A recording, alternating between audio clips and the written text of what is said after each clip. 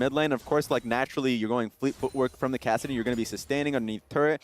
And then the same goes for bot lane, where they're going to be chipping at you, sure, but the range advantage is there from Team Liquid. So outside looking in, you can just say from the early game perspective, Team Liquid have a winning winning matchup in all 3 lanes. Lanes, I'm just looking at the 2v2 from both LeBlanc and Volibear as a perspective. So it's going to be difficult for them in the early game.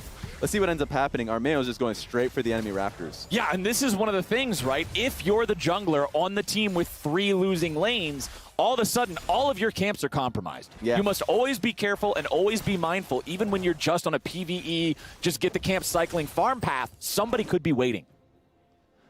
Now, Acadian will go ahead and just walk back up through here.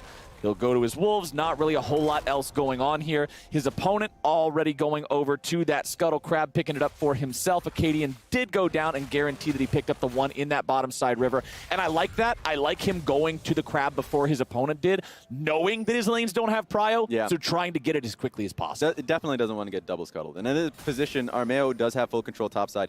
Just left a small Raptor in that camp too. So when Acadian does go over there eventually, it's going to be rough for him because now he's dealing with a camp that was never fully reset. So it's going to be at a pretty low experience level. But let's take a look at this. This is what we've been waiting for here. Okay, it's happening bottom instead. Tactical's going to be the target with Neo and Aframu going in after him, and Acadian's down here making some trouble as well. And the Troll King gets paid. Dignitas first blood. There he goes, Aframu with a flash flay.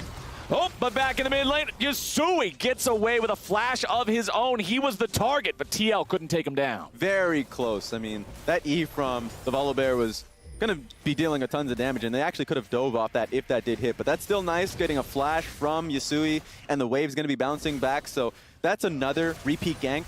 Let's see how that goes. But we'll look at the replay. I mean, this one, Acadian was going to be coming in with a Trundle Pillar. Also just a great flash flay there from Aframu. It seemed like it was just going to be a guaranteed pick here. Didn't even have to use the hook on this one. Yep. And right there, I mean, the placement of the pillar made it so even if Tactical tried to flash, you're still right on top of pillared ground. There's no way out of that one. So they make the choice, don't spin the flash, survive anyway. Or not survive anyway, live to hopefully survive another day. Yes. And be ready to go on that one. And, hey, you see it on your screen right about now. If you find yourself squeezing in a late-night workout and you don't want to miss any of the action, check out the audio-only cast of the League games today through League Day. That way you can know the moment-to-moment action while getting your lift on, getting your pump on, doing some homework.